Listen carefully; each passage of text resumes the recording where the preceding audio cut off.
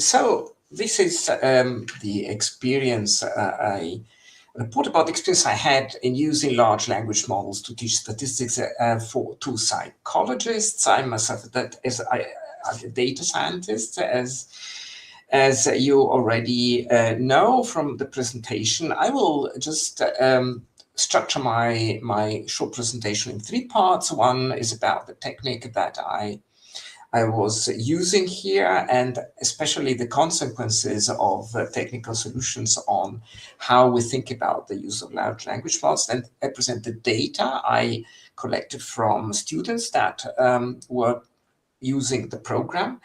And at the end, I will contribute a couple of comments about the big picture. I mean, this is the series here, and you can ask your question as soon as you have them. If you put them in the chat, I will be able to see them and address them. So first of all, I had the idea of constructing a kind of digital twin of the literature.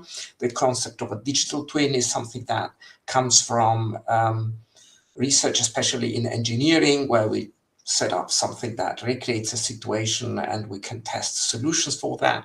And my initial objectives were that of helping students to execute exercises about the statistical themes that were being explained during the lecture, and allow them to ask questions and discuss the course material. So about the second one was actually my primary motivation, because it is very clear when you are as a teacher that students have a lot of inhibitions about asking questions. And especially those who might need to ask questions more are those that tend to ask questions less. So they tend to keep things for themselves. And there is an issue for those, I believe, that feel inadequate, that they tend to just attend and try to get to the end in some way and do not participate actively. And that was a primary motivation for me to start this kind of experiment.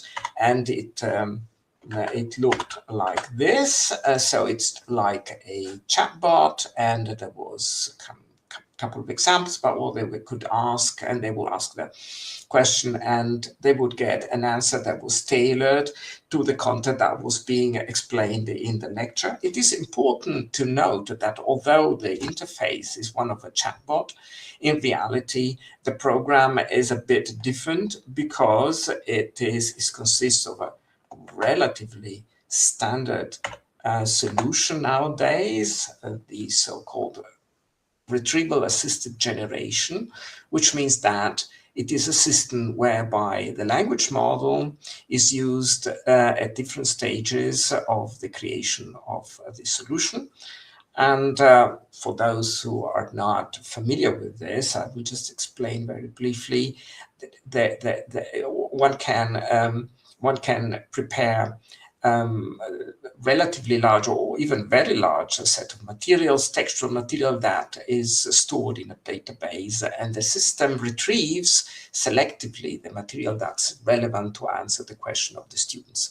So what happens here is that the material is not given necessarily directly from the language model, but is the material that the instructor, the lecturer, decides to provide through the system. This is one aspect which is important, because we have issues with so-called hallucinations and false content and so on and so forth. And the other aspect is that the language model, although is presented in a chat window, in reality, the language models plays a role in many places here. It's not just a chat window with something like ChatGPT or Claude. The language model plays a role in preparing the content, preparing the content such that it encodes the information they want to transmit better. It also plays a role in checking the content, that the answer is thematically appropriate, that people are not asking about things they shouldn't ask about, and also in evaluating the response that's given. So this is a bit different from using a chatbot directly. So these documents are ingested in this database, and this is a step over which I had full control. I was deciding what had to be offered during the lecture through this step.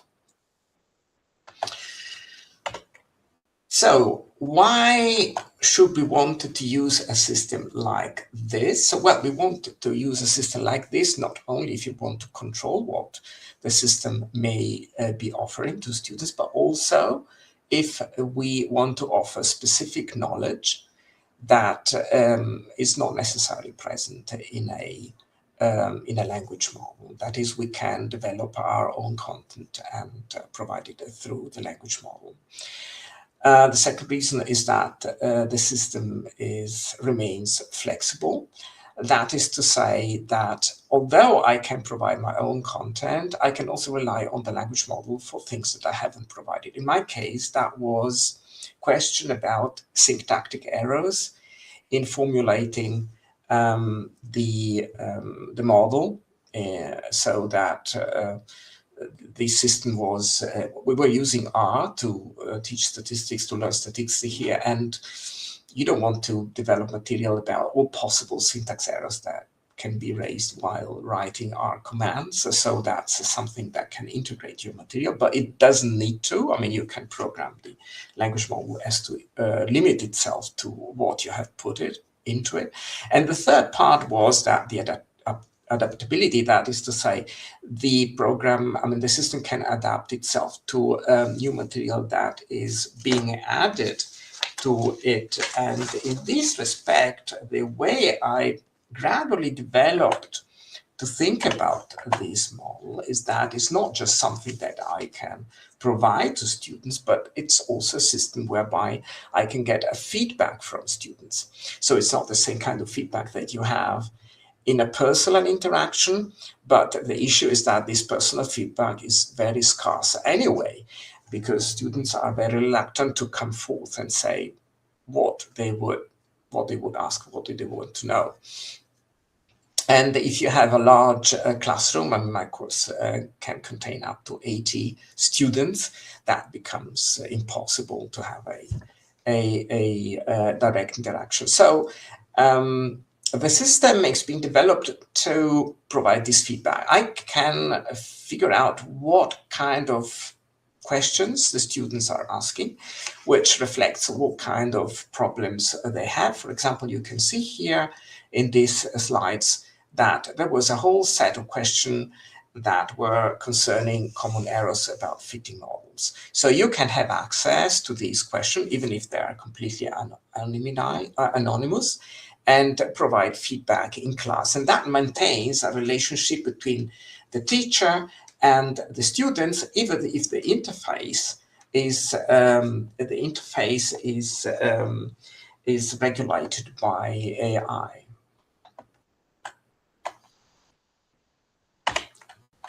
So now I'm coming to the data that I could collect from students. And so, first of all, whether students were happy with the answers. I mean, this is something which is relatively trivial, but it's something that turns out to have worked fairly well. And so there were few cases where students were judging the responses that were not helpful to them. And this was also at the time a way of evaluating the capacity of the model to answer the question. I was using at the time GPT-4 to answer the things that were not being answered by my material, referring especially to basic questions that I wasn't producing in the material I was putting into it. So this is the usage of the system. So what happened was that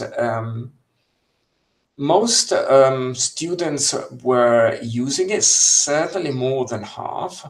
And interestingly, although we have some of the students that were saying they were not using this system, it turns out that it will come back in a later slide. There were more people. There were fewer people than 10 that were saying they had been helped by a language model, which means that some people were using a language model outside the system. It didn't make that much of a difference at the time, because they would have had the same language model that I was offering in most cases, because most people were using at the time ChatGPT. This has already taken place in two different years. And I also found that students tended to use the system mostly because before the sessions where they were asking, well, that they would have to do an exam. There was a very intense use of that before the exam, and regrettably much less as a companion during the lecture. So this is the feedback about the help, which it shows this in this case that there was one person that was saying it didn't make any difference. Other person said it was not essential to use the system, but most were quite positive about it. And I think this is fairly in line with some of the results that I've seen yesterday here at this conference about people who were just testing more formally the response of students on a programming, for example, programming tasks about the use of the chatbot, how they had perceived that, if they had, I mean, there was, for example, comparison between people, between students having recourse to a chatbot and not having recourse to a chatbot, and recording the amount of frustration that ensued from those that had difficulties in solving the problem without using a language model. So I think here also these results I have are fairly consistent with the generally positive reception of the use of language model in the classroom, at least for now. So, and this is perhaps the most important question I was meaning to ask to students. And here, my intention was whether they would use the chatbot to ask questions they would not have asked otherwise in the classroom. So the questions in the classroom tend to be really few. So the people who said that they didn't change very much are probably people that, my judgment is, that would not tend to feel the need to ask questions. But a very important finding in my data is that about 80% were saying that they were asking questions that they wouldn't ask otherwise. And this, for me, confirmed that my intuition was correct. So that one important aspect of these systems is that it allows students or encourages students to ask questions that they wouldn't ask otherwise. This is something I heard in other sessions yesterday, and is also something that comes out, if I don't know if you had a look at it, but there was this usage survey by Anthropic about the reasons why they would ask some things, especially in the context of learning. And this came out quite clearly also in that survey. I think this is a result that I've seen elsewhere and tends to be quite robust. So this is something I was recording about the extent to which the model was actually relying on the text I had put into it, or relying on the information that is available from the language model itself. So the majority of the questions were being asked by my material. There were some that were not. Among those that were least used is the RUs, as I was supposing it to be the case.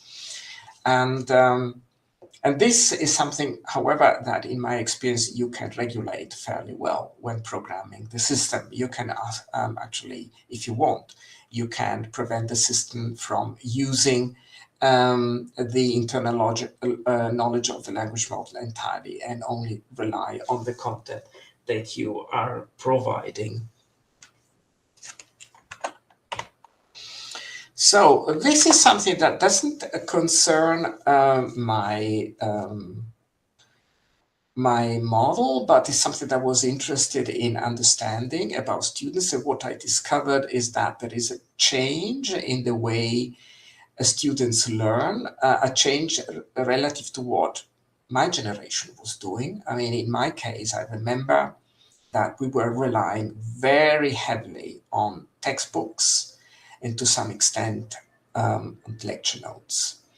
Whereas here, the textbooks have almost completely been abandoned, at least in my kind of students, and also talking to them and trying to understand what this meant. What came out of my interaction is that they like a lot resorting to audiovisual material rather than the written text. And this is something that has changed a lot. I mean, in my generation, there wasn't so much audiovisual material.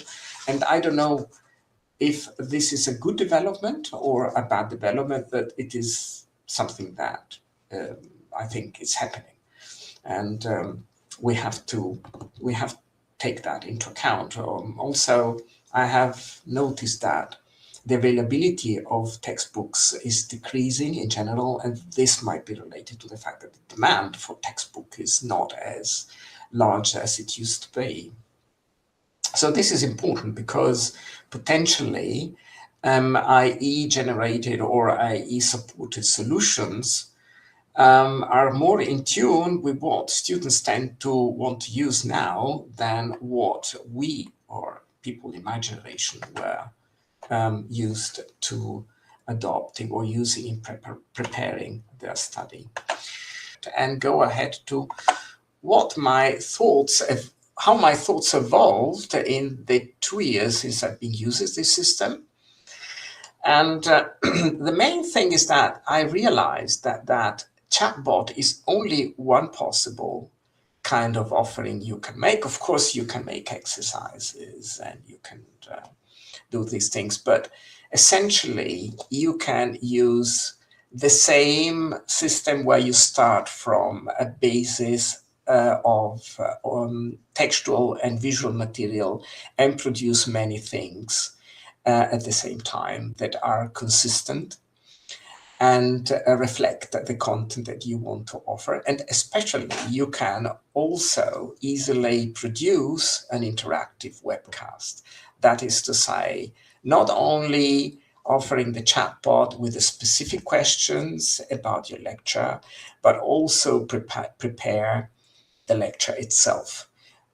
Students can go there, listen to the lecture, stop the lecture, and ask questions about the lecture, okay?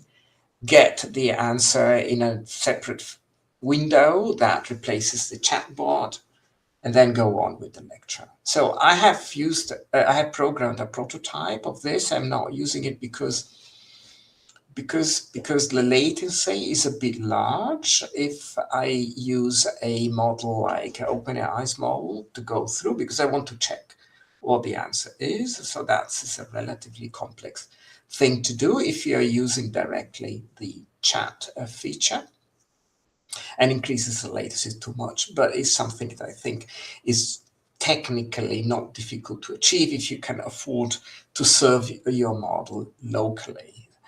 And this is a very important thing because I think it means that not just us, but someone else can provide this kind of service. I mean, you already now, and I go back to what students were saying, that you like audiovisual materials. Already now they look for audiovisual materials. I had a student who was saying she was earning money by preparing audiovisual material in a matter that was not her own, by the way. A psychologist doing something in biology. I don't know why, but she was preparing YouTube videos for college students to learn stuff. So they tend to look for that. And in the future, I think that there is room for organizations. I'm thinking, for example, of private universities or private high schools that prepare curricula with interactive webcasts where the lecture can be effectively personalized in the sense that you can ask questions. It's not very difficult. I can do it, and it's just a bit high latency, but otherwise quite possible. Another thing that I would like to stress is that it is not just that you can replace the lecture with digital replacement. I mean, with video and asking questions, but also that this system offers important advantages relative to a lecture, at least a frontal lecture in person. The first one is that the one that I have already talked about, that is to say, the possibility to ask questions, but also the cost and the efficiency of the system is potentially much larger. So now I'm almost over with the time. I'll answer to a couple of questions that have appeared here in the chat. Can students took the chatbot rather than to use? Oh, absolutely. You mean if you can talk by talking to it, using? Well, yes. It's easy to do that. It's difficult if the chatbot answers by talking, because if you want to have a control over what the chatbot is saying, then you have to capture the beginning of what the chatbot is saying and release it. If you don't want to have control, it's no problem to program that. It's very easy. Linda is asking, how would one begin creating something like this? What are the requirements? Coding knowledge. Yeah, Linda, this is one issue that I think is central, because I think that what we have to try to do is to provide a system where lecturers can be active producers of AI artifacts without being programmers. Because otherwise, there would be someone external that would provide centralized content at this level of quality, at this level of availability, at this level of cost. Okay, so it's important that we get, and we are supported by our institutions, in heavy systems where without being able to program, you can develop not just lecture notes, but you develop and the slides, but you develop your content in a way that goes on with the time. You get feedback from students, you can get a feedback about what you're producing, and gradually you can curate your own content without programming knowledge, through which you can get this digital twin of yourself that has the advantages that I discovered we can offer through these means. But I mean, this is very important, I think. We risk being replaced by large, I would say corporations, but I mean, there is a big issue about sovereignty here in this conference. And this part of the sovereignty is that lecturers must be capable of creating AI artifacts, not just users of AI artifacts. I mean, this is my conviction about this if you want to retain an active role in the field of education.